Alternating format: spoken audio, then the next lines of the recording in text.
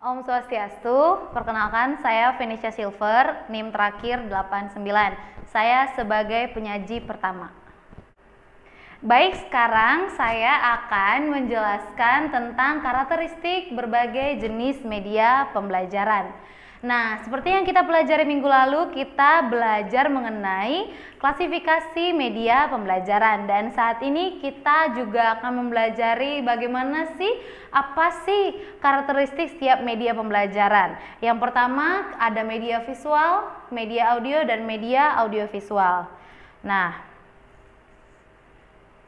di sini teman-teman bisa lihat di layar, kita akan belajar definisi, karakteristik media, sasaran pengguna, jenis-jenis medianya, kemudian kita akan bahas tentang kelebihan dan kelemahan media tersebut.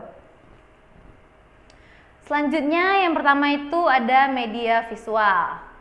Nah, teman-teman boleh lihat di layar, media visual ini adalah media yang berkaitan dengan indera penglihatan kita, yaitu mata, seperti itu. Jadi ada suatu media visual yang bisa kita lihat dengan mata, dan tentu saja itu tidak akan kita lihat dari telinga, seperti itu ya teman-teman, karena dia hanya bisa dilihat dengan mata, kayak gitu.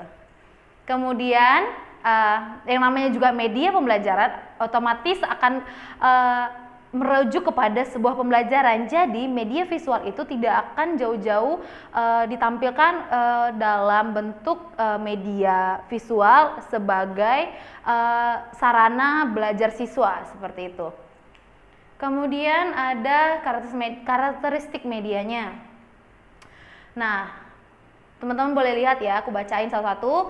Visual diamati berdasarkan ruang. Jadi ada objek media visualnya, kita boleh bawa misalnya kayak foto atau gambar, atau nanti kita lihat jenis-jenisnya. Nah, itu kita bisa lihat kayak gitu. Dan itu berdasarkan ruang. Jadi yang ada di dalam media tersebut apa itu sebagai ruangnya. Kemudian menampilkan komunikasi satu arah kayak gitu. Ya, menampilkan komunikasi satu arah artinya cuman gambar dan kita sebagai yang melihat gambar tersebut atau objek tersebut, media tersebut.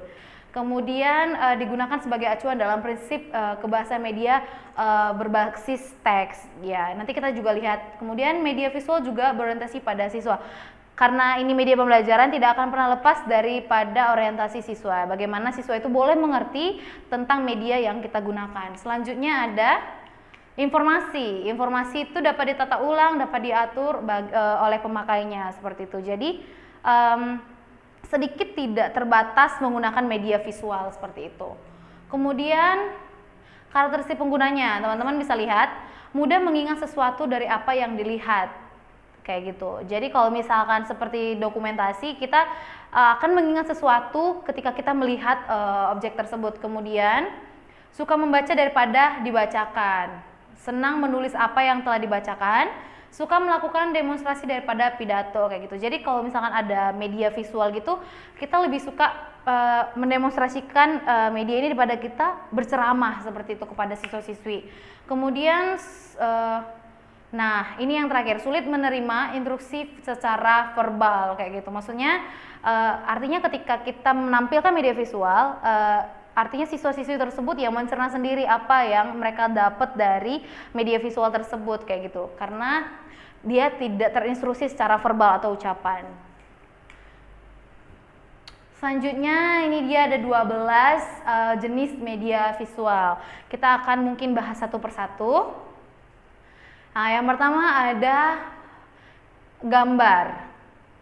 Gambar, di sini kita bisa lihat gambar. Nah, satu aja contoh yang aku kasih teman-teman seperti daun. Daun itu kita tidak akan pernah bisa melihat dengan dengan kasat mata kita di mana letak stomatanya atau bagaimana bentuk lekungan daunnya, kayak gitu.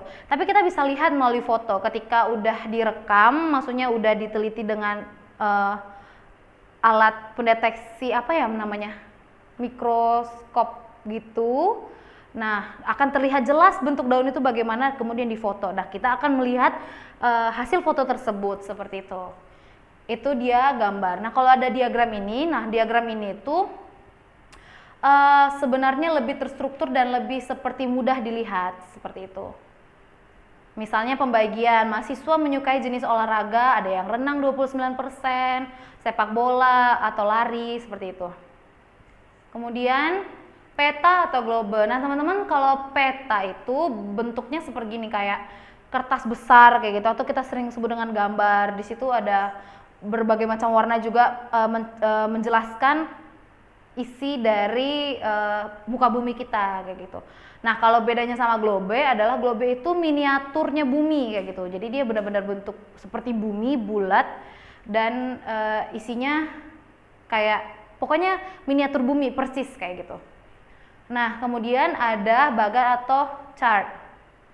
Nah di sini tuh bagan atau chart ini tuh gimana ya, mempermudah untuk mengklasifikasi sesuatu. Jadi kalau misalkan kita pakai media ini, kita bisa menunjukkan mudah, misalnya kayak apa sih nih, susunan kepresidenan, wakil presiden, para menteri, seperti itu beserta jajarannya itu di bawah seperti ini.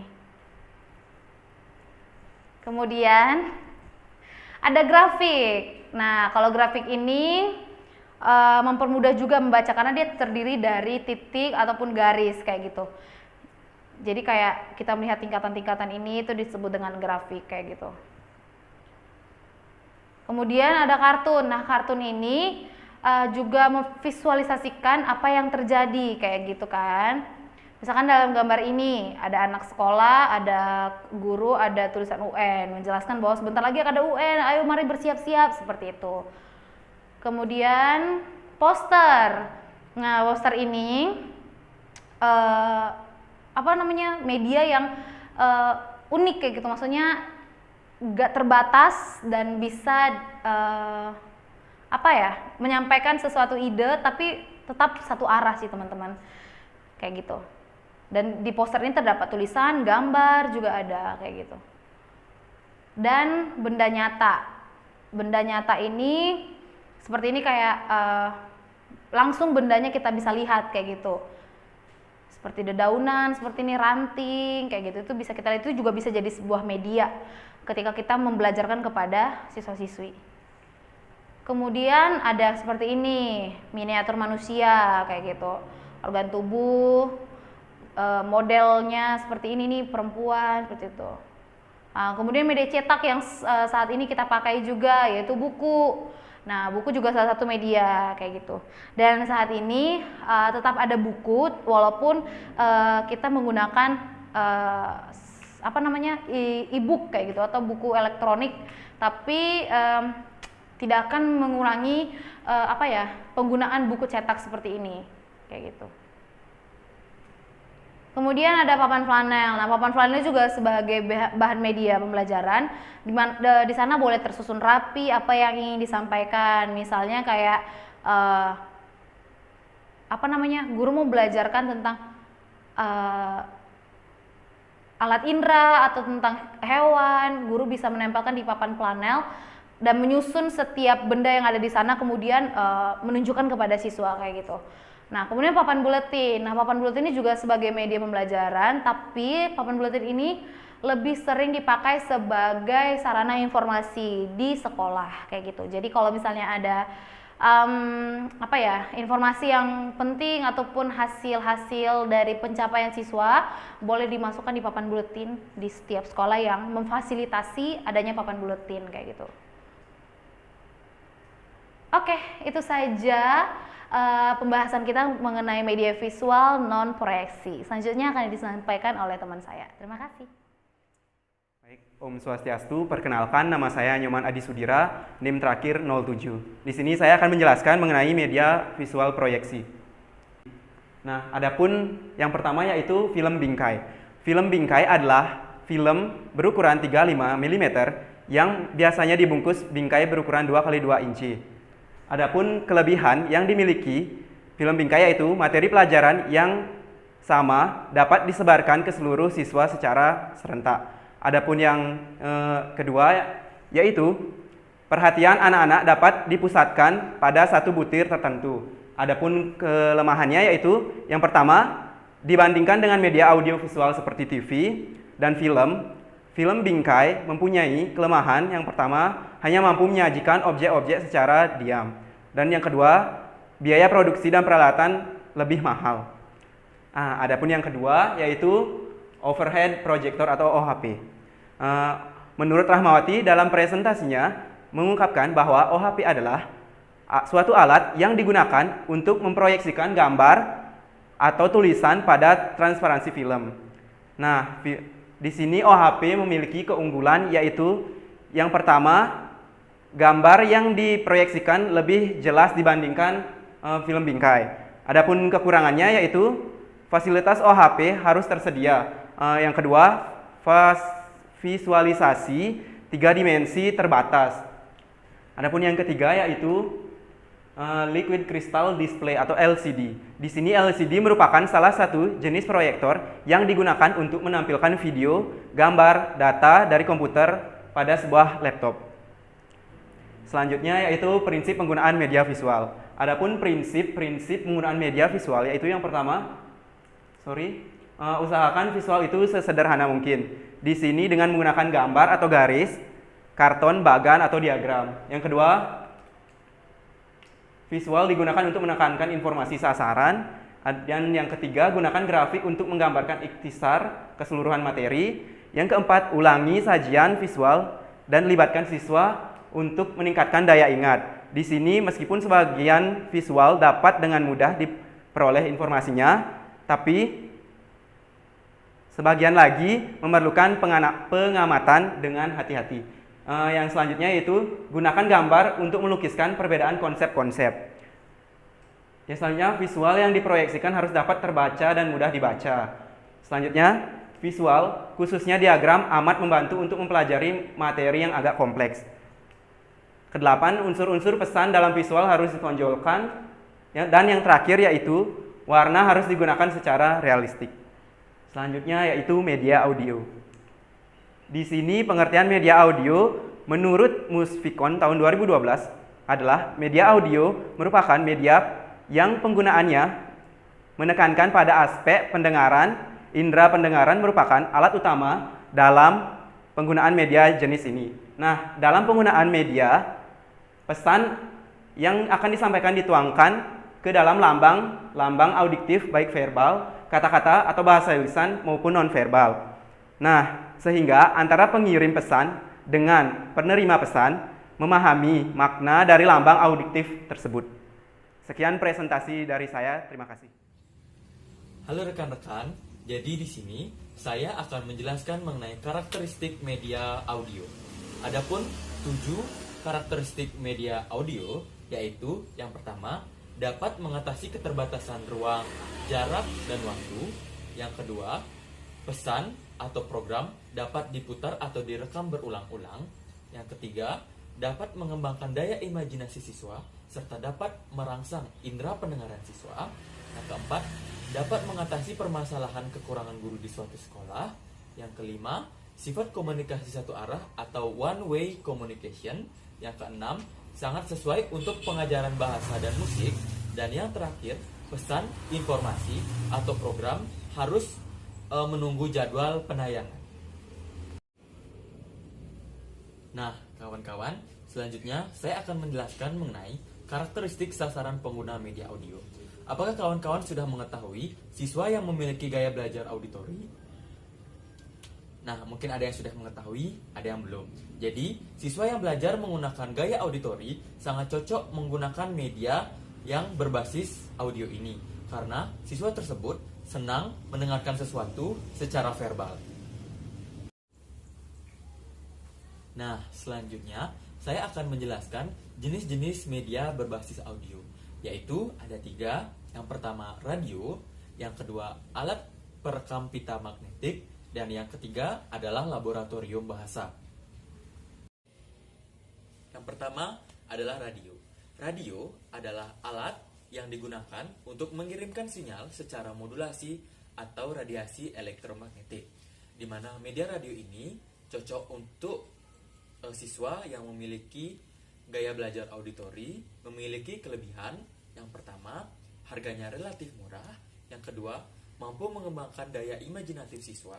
Yang ketiga, mampu mengembangkan indera pendengaran siswa. Adapun kelemahan media ini yaitu yang pertama, media ini memiliki komunikasi satu arah atau one way communication. Yang kedua, guru tidak dapat mengontrol jalannya materi yang ditayangkan oleh radio. Yang ketiga adalah penjadwalan dari materi yang susah. Yang kedua adalah alat perekam pita magnetik. Alat perekam pita magnetik ini sering kita ketahui sebagai tape recorder. Tentunya teman-teman sudah mengetahui apa itu tape recorder. Nah, tape recorder ini atau alat perekam pita magnetik memiliki kelebihan dan juga kelemahan.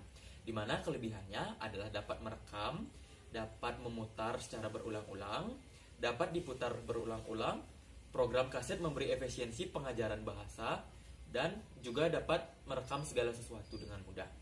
Dan kelemahan dari alat perekam pita magnetik ini sama seperti dengan radio, yaitu one way communication, kemudian juga medianya susah dikendalikan atau dikontrol oleh guru, serta adanya penjadwalan yang susah. Yang ketiga adalah laboratorium bahasa. Tentunya teman-teman sudah mengetahui apa itu laboratorium bahasa, di mana laboratorium bahasa ini adalah suatu ruangan yang digunakan untuk melatih siswa untuk mendengar dan berbicara bahasa-bahasa asing. Di mana kelebihan dari media ini adalah mampu melatih siswa mendengar dan juga berbicara bahasa asing. Kemudian kekurangan dari media ini di mana pengeluaran cukup banyak untuk mempersiapkan laboratorium bahasa, karena kita ketahui bersama banyak alat-alat yang lumayan kompleks sehingga pengeluarannya relatif cukup banyak. Nah, rekan-rekan, sekarang saya akan menjelaskan mengenai prinsip penggunaan media audio, di mana pada prinsip penggunaan media audio terdapat 3 langkah-langkah, yaitu langkah yang pertama itu adalah persiapan, langkah kedua itu langkah pelaksanaan, dan yang ketiga adalah langkah tindak lanjut. Di mana pada langkah persiapan, yang pertama guru merancang rencana pembelajaran, menyiapkan materi-materi pembelajaran yang baik itu berupa audio dan lain sebagainya. Pada persiapan, guru juga harus mempersiapkan media apa yang digunakan, baik itu radio, alat perekam pita magnetik, maupun juga laboratorium bahasa. Dan juga guru harus mempersiapkan mental dan juga fisik peserta didik. Diusahakan 15 menit sebelum pembelajaran dimulai, siswa sudah berada pada laboratorium bahasa. Selanjutnya, pada tahap pelaksanaan. Pada tahap pelaksanaan, siswa harus sudah berada di ruangan 15 menit sebelum pelaksanaan pembelajaran. Kemudian, usahakan siswa diajak untuk fokus terhadap materi pembelajaran. Selanjutnya, siswa diarahkan untuk mencermati materi-materi pembelajaran dan tidak melakukan kegiatan-kegiatan lainnya di luar kegiatan pembelajaran. Selanjutnya, pada tahap tindak lanjut, guru bertanya apakah ada yang sulit dari pembelajaran tadi, dan guru memberikan kesempatan untuk siswa yang lainnya bertanya, juga siswa untuk menanggapi. Apabila memang sudah tidak ada yang bertanya dan menanggapi, baru guru memberikan penguatan jawaban. Selanjutnya, apabila dirasa sudah cukup, siswa diberikan tugas atau diberikan pengayaan. Om Swastiastu. Perkenalkan, nama saya Gusti Komanganom Permana, NIM terakhir 19. Di sini saya akan melanjutkan materi mengenai media audiovisual. Media audiovisual adalah jenis media yang digunakan dalam kegiatan pembelajaran dengan melibatkan pendengaran dan penglihatan sekaligus dalam suatu kegiatan atau proses. Pesan dan informasi yang dapat disalurkan melalui media ini berupa pesan verbal yang mengandalkan penglihatan maupun pendengaran. Contohnya film, video, program televisi, dan lain sebagainya. Karakteristik media yang berbasis audiovisual menurut Sumi Harsono dan kawan-kawan tahun 2017 ialah 1. Bersifat linear, 2. Menyajikan visualisasi yang dinamis, 3. Digunakan dengan cara yang sudah ditetapkan sebelumnya oleh perancang atau pembuatnya, 4. Merupakan representasi fisik dari gagasan real atau gagasan abstrak, 5. Dikembangkan menurut prinsip psikologi behaviorisme dan kognitif, dan yang terakhir adalah umumnya berorientasi pada guru dengan tingkat keterlibatan siswa yang interaktifnya rendah. karakteristik sasaran pengguna. Adapun karakteristik sasaran pengguna media audiovisual adalah: 1. Siswa yang masih membutuhkan sesuatu yang konkret, biasanya siswa anak-anak SD. Yang kedua, siswa yang senang membaca namun kurang meresapnya materi karena adanya miskonsepsi. Ketiga, siswa yang tergolong aktif. Serta yang terakhir adalah siswa yang memiliki kebutuhan khusus.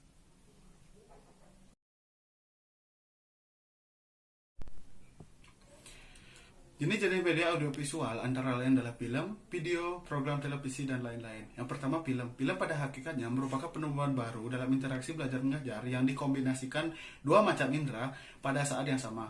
Film adalah serangkaian gambar yang diproyeksikan ke layar pada kecepatan tertentu. Menurut Husmiati tahun 2010, kelebihan film sebagai media pembelajaran antara lain: 1. Menciptakan pembelajaran menarik dan bervariasi. 2. Merangsang imajinasi.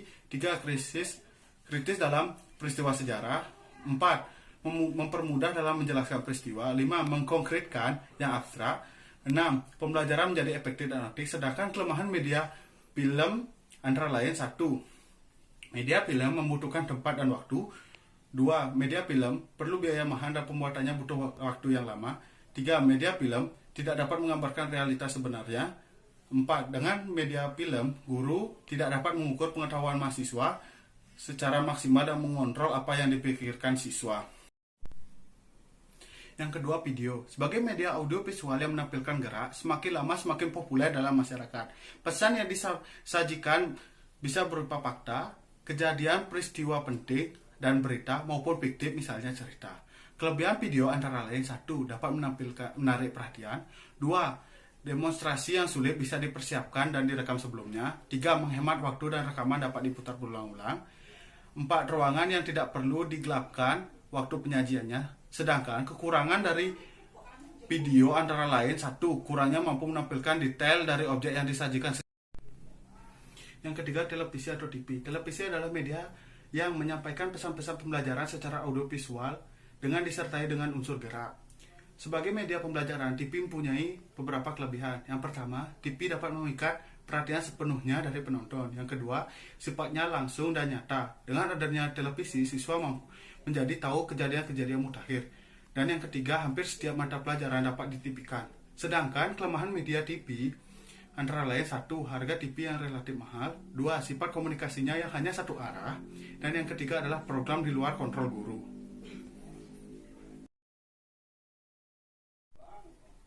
Prinsip-prinsip penggunaan media audiovisual.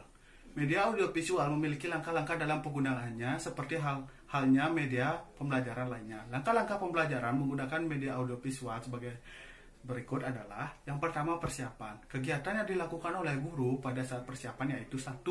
Membuat rencana pelaksanaan pembelajaran. 2. Mempelajari buku petunjuk penggunaan media. Dan yang ketiga, menyiapkan dan mengatur peralatan media yang akan digunakan. 2. Pelaksanaan atau penyajian. Pada saat melaksanakan pembelajaran menggunakan audiovisual, guru perlu mempertimbangkan seperti: 1. Memastikan media dan semua peralatan telah lengkap dan siap digunakan.